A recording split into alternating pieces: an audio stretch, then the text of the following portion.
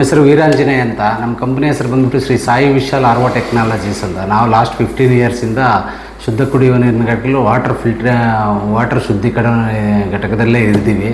ನಮ್ಮ ಕಂಪ್ನಿ ತುಂಬ ಕರ್ನಾಟಕದಾದ್ಯಂತ ಶುದ್ಧ ಕುಡಿಯುವ ನೀರಿನ ಘಟಕಗಳನ್ನು ಅಳವಡಿಸಿದ್ದೀವಿ.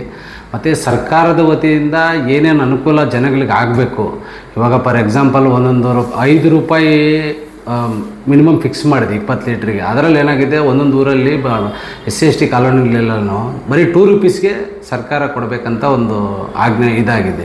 2 ರೂಪೀಸ್ಗೆ ಕೊಡ್ತಾ ಇದ್ದೀವಿ. ಇವಾಗ ನಾವು ಏನು ಶುದ್ಧ ಕುಡಿಯುವ ನೀರಿನ ಘಟಕಗಳನ್ನ ಬಳಸ್ತಾ ಇದ್ದೀವಿ, ಎಲ್ಲ ಅಳವಡಿಸಿದ್ದೀವಿ. ಅದನ್ನು ನಿರ್ವಹಣೆ ಮಾಡೋದು ಕಷ್ಟ ಆಗಿದೆ. ಯಾಕಂದರೆ ನಿರ್ವಹಣೆ ಮಾಡೋದು ಒಂದು ಪರ್ ಪ್ಲ್ಯಾಂಟಿಗೆ ಒಂದು 20,000 ರಿಂದ 30,000 ರೂಪಾಯಿ ತಿಂಗಳಿಗೆ ವೆಚ್ಚ ಬರುತ್ತೆ.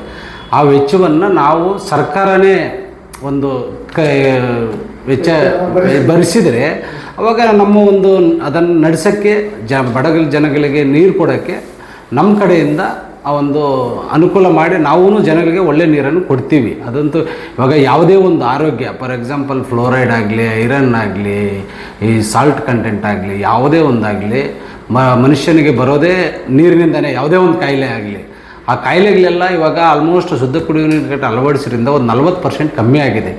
ಯಾವಾಗ HK ಪಾಟೀಲ್ ಅವರು ಅವಾಗ ಫಸ್ಟ್ ಸಿದ್ದರಾಮಯ್ಯ ಸಾಹೇಬರು ಫಸ್ಟ್ CM ಆದಾಗ ಅವರು ಫಸ್ಟ್ ಇದನ್ನು ತಂದಾಗ HK ಪಾಟೀಲರು all over state Karnataka full ಹಾಕಿದ್ದಾರೆ. ಬಟ್ ಅದನ್ನು ಇವಾಗ ಆಫ್ಟರ್ ಅವ್ರು ಆದಮೇಲೆ ನಿರ್ವಹಣೆ ಮಾಡೋಕ್ಕಾಗ್ತಾಯಿಲ್ಲ. ಯಾಕೆಂದರೆ ಗೌರ್ಮೆಂಟಿಂದ ಯಾವುದೇ ಒಂದು ಸಹಾಯಧನ ಆಗಲಿ ಹಣ ಆಗಲಿ ಯಾವುದೇ ಒಂದು ಬಿಡುಗಡೆ ಆಗ್ತಾಯಿಲ್ಲ.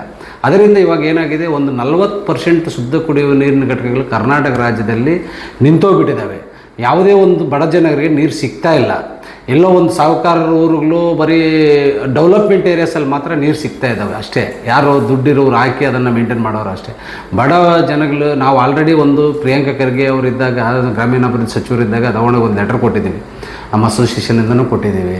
ಏನಂತ, ಬಟ್ ಇದೆಲ್ಲ ರೀಪ್ಲೇಸ್ ಮಾಡಿ ಪ್ಲ್ಯಾಂಟ್ಸ್ ಎಲ್ಲ ಹೋಗ್ಬಿಟ್ಟಿದ್ದಾವೆ. 10 ಇಯರ್ಸು ಅದರ ಲೈಫ್ ಅಷ್ಟೇ. ಹೊಸ ಪ್ಲ್ಯಾಂಟನ್ನು ಶೆಡ್ ಇರುತ್ತೆ, ಕರೆಂಟ್ ಇರುತ್ತೆ, ಎಲ್ಲ ರೆಡಿ ಇರುತ್ತೆ, ಪೈಪ್ಲೈನ್ ಇರುತ್ತೆ, ಟ್ಯಾಂಕ್ ಇರುತ್ತೆ, ಎಲ್ಲ ರೆಡಿ ಇರುತ್ತೆ. ಅದನ್ನು ತಗೊಂಡ್ಬಿಟ್ಟು ಇವಾಗ ಜಸ್ಟು ಬರೀ ಪ್ಲ್ಯಾಂಟ್ ಒಂದು ರೀಪ್ಲೇಸ್ ಮಾಡಿದರೆ ಎಲ್ಲ ಪ್ಲ್ಯಾಂಟ್ಗಳು ಆಕ್ಟಿವ್ ಆಗ್ತವೆ. ಎಲ್ಲ ಪ್ಲ್ಯಾಂಟ್ಗಳು ಹಾಕೋದ್ರಿಂದ ಪ್ರತಿಯೊಬ್ಬ ಮನುಷ್ಯನಿಗೂ ಶುದ್ಧ ಕುಡಿಯುವ ನೀರಿನ ಘಟಕ ನೀರು ಸಿಗುತ್ತೆ. ಪ್ರತಿಯೊಬ್ಬ ಬಡವರು ಆರೋಗ್ಯವಾಗಿರ್ತಾರೆ. ಏನು ಇವಾಗ ನೀರಿನ ನೀರಿಂದ ಇವಾಗ ಪ್ರಾಬ್ಲಮ್ಸ್ ಬರ್ತಾ ಇದ್ದಾವೆ. ಫಾರ್ ಎಕ್ಸಾಂಪಲ್ ಮಳೆ ಇಲ್ಲ ಅಂದರೆ ಬೋರ್ವೆಲ್ಲು 1500 ಅಡಿ ಹೋದರೂ ನೀರು ಸಿಗ್ತಾಯಿಲ್ಲ. 1500 ಅಡಿ ಹೋದರೆ ಬರೀ ಗ್ಯಾಸೇ ಬರೋದು. ಏನು ಬರೀ ಖನಿಜಾಂಶಗಳೇ ಜಾಸ್ತಿ. ಯಾವುದು ಫ್ಲೋರೈಡ್ ಇರ್ಬೋದು, ಐರನ್ ಇರ್ಬೋದು, ಇವೇ ಬರ್ತವೆ. ಒಳ್ಳೆ ನೀರು ಸಿಗೋಕ್ಕೆ ಚಾನ್ಸೇ ಇಲ್ಲ. ಆ ನೀರನ್ನೆಲ್ಲ ಕುಡಿದ್ರೆ ಏನಾಗುತ್ತೆ, ಹಲ್ಲುಗಳು ಹೋಗ್ತವೆ, ಬೋನ್ಸ್ ಎಲ್ಲ ಸೌದೋಗ್ಬಿಡ್ತವೆ, ಕೂದಲು ಉದುರೋಗುತ್ತೆ, ಸ್ಕಿನ್ನೆಲ್ಲ ಡ್ರೈ ಆಗುತ್ತೆ. ಈ ಥರ ಎಲ್ಲ ನಾನಾ ವಿಧವಾದ ಒಂದು ಕಾಯಿಲೆಗಳು ಹರಡ್ತವೆ. ಫಾರ್ ಎಕ್ಸಾಂಪಲ್ ಲಾಸ್ಟ್ ಟೈಮು ರಾಯಚೂರಲ್ಲಿ ಇದೇ TV9 ಅವರು ಒಂದು ಇದು ಮಾಡಿದಾಗ ಮಕ್ಕಳಿಗೆ ಒಂದು ಇದು ಸಿಗ್ತಾಯಿಲ್ಲ, ಪೌಷ್ಟಿಕರ ಆಹಾರ ಸಿಗ್ತಾಯಿಲ್ಲ ಅಂತ ಎಷ್ಟೋ ಜನ ಮಕ್ಕಳು ಪಾಪ ಸಾವನ್ನಪ್ಪಿದ್ರು. ಇದೇ ಪರಿಸ್ಥಿತಿ ನೆಕ್ಸ್ಟ್ ಅನದರ್ 1 ವರ್ಷ 2 ವರ್ಷದಲ್ಲಿ ಇದೇ ಪರಿಸ್ಥಿತಿ ಎಷ್ಟೋ ಜನ ಶುದ್ಧ ಕುಡಿಯುವ ನೀರು ಇಲ್ದಿರ ಒಂದು ಸಾಯೋ ಪರಿಸ್ಥಿತಿ 100% ಕರ್ನಾಟಕದಲ್ಲಿ ಆಗೇ ಆಗುತ್ತೆ. ಅದರಿಂದ ನಮ್ಮ ಮಾನ್ಯ ಮುಖ್ಯಮಂತ್ರಿಗಳಾದ ಸನ್ಮಾನ್ಯ DK ಶಿವಕುಮಾರ್ ಅವರು, ಸನ್ಮಾನ್ಯ ಗ್ರಾಮೀಣಾಭಿವೃದ್ಧಿ ಸಚಿವರಾದ ನಮ್ಮ ಈಶ್ವರ್ ಖಂಡ್ರೆ ಅವರಿಗೆ ನಾವು ಮನವಿ ಮಾಡಿಕೊಳ್ಳೋದಂದರೆ, ನಮ್ಮ ಕರ್ನಾಟಕ ಶುದ್ಧ ಕುಡಿಯುವ ನೀರು ಗುತ್ತಿಗೆದಾರರ ಕಡೆಯಿಂದ ಒಳ್ಳೆಯ ಅದನ್ನು ಸಹಾಯಧನ ನೀವು ಟೆಂಡರೇ ಕರೆದು ಹೊಸದನ್ನು ಪ್ಲ್ಯಾಂಟ್ಗಳು ಅದಕ್ಕೆ ಕೊಡಿ. ಅವಾಗ ಏನಾಗುತ್ತೆ, ಅದನ್ನು ಒಂದು ಜನಗಳಿಗೆ ಅನುಕೂಲ ಆಗುತ್ತೆ, ಪ್ರತಿಯೊಬ್ಬರಿಗೂ ಒಂದು ತಲುಪ್ತದೆ. ಏನು ಒಂದು ಸಿದ್ದರಾಮಯ್ಯ ಅವರ ಒಂದು ಡ್ರೀಮ್ ಇತ್ತು, ಅದನ್ನು ಫುಲ್ಫಿಲ್ ಆಗೋಕ್ಕೆ ಚಾನ್ಸ್ ಇರುತ್ತೆ. ಲಾಸ್ಟ್ 5 ಇಯರ್ಸಿಂದ ಒಂದೇ ₹1 ರಿಲೀಸ್ ಆಗಿಲ್ಲ. ನಿರ್ವಹಣೆ ಹಣ ₹1 ರಿಲೀಸ್ ಆಗಿಲ್ಲ. ಆವಾಗ ಇದ್ದಾಗ ಏನಾಗುತ್ತೆ, ಪಾಪ ಬಡವರೆಲ್ಲ ಅದರಾಗೆ ಖರ್ಚು ಮಾಡೋರು ಇರಲ್ಲ. ಯಾವುದೇ ಗುತ್ತಿಗೆದಾರನೂ ಅಷ್ಟೇ, ಪ್ರತಿಯೊಬ್ಬರೂ ಅಷ್ಟೇ, ಎಲ್ಲರೂ ಇದು ಮಾಡಬೇಕಾದ್ರೆ ಅವ್ರಿಗೆ ಸರ್ಕಾರನೇ ಸಹಾಯ ಮಾಡಬೇಕು. ಮತ್ತು ಏನಾಗ್ತದೆ, ಇವಾಗ ಅಕ್ಕಿ ಫ್ರೀ ಕೊಡ್ತಾರೆ, ಕರೆಂಟ್ ಫ್ರೀ ಕೊಡ್ತಾರೆ, ಬಸ್ ಫ್ರೀ ಕೊಡ್ತಾರೆ. ಅದೇ ಇದ್ದಂಗೆ ಇವಾಗ ಪ್ರತಿಯೊಬ್ಬ ಮನುಷ್ಯನಿಗೂ ನಿರ್ವಹಣಾ ವೆಚ್ಚ ಜಾಸ್ತಿ ಮಾಡಿ ಪ್ರತಿಯೊಬ್ಬ ಮನುಷ್ಯನಿಗೂ ಯಾಕೆ ಶುದ್ಧ ಕುಡಿಯುವ ನೀರನ್ನು ಫ್ರೀಯಾಗಿ ಕೊಡಬಾರ್ದು, ಅದೊಂದು ಗ್ಯಾರಂಟಿ ಅಂತ ಅನೌನ್ಸ್ ಮಾಡಿ, ಶುದ್ಧ ಕುಡಿಯುವ ನೀರಿನ ಗ್ಯಾರಂಟಿ ಅಂತ ಯಾಕೆ ಒಂದು ಸನ್ಮಾನ್ಯ ಇವರು DK ಶಿವಕುಮಾರ್ ಅವರು ಯಾಕೆ ಒಂದು ಪ್ರಕಟಿಸಬಾರ್ದು ಅಂತ ನಮ್ಮದೊಂದು ಒತ್ತಾಯ.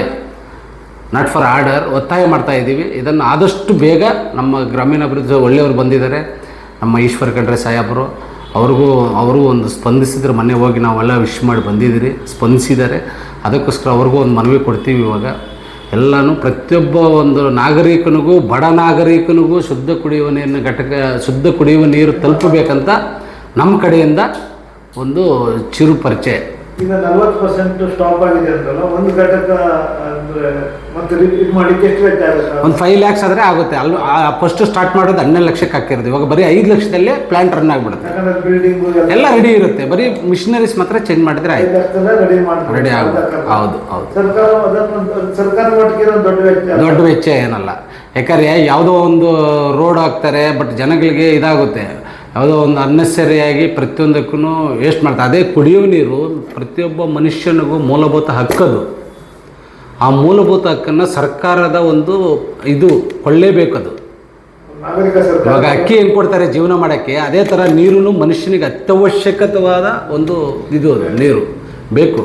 ಅದನ್ನು ನೀವು ಆದಷ್ಟು ಬೇಗ ಒಂದು ಜನಗಳಿಗೆ ತಲುಪಲಿ ಅಂತ, ಶುದ್ಧ ಕುಡಿಯುವ ಗ್ಯಾರಂಟಿ ಕೊಡಬೇಕಂತ ನಮ್ಮ ಒಂದು ಅಭಿಪ್ರಾಯ. ಎಷ್ಟು ಅಗತ್ಯ ಇದೆ ರಾಜ್ಯದಲ್ಲಿ ಈ ಥರ ಘಟಕ ಮಾಡಬೇಕಾಗ್ಬೋದು? ಬಂದರೆ ಅಕಸ್ಮಾತ್ ಮಾಡಬೇಕಾದ್ರೆ ಎಷ್ಟು ಮಾಡ್ಬೋದು?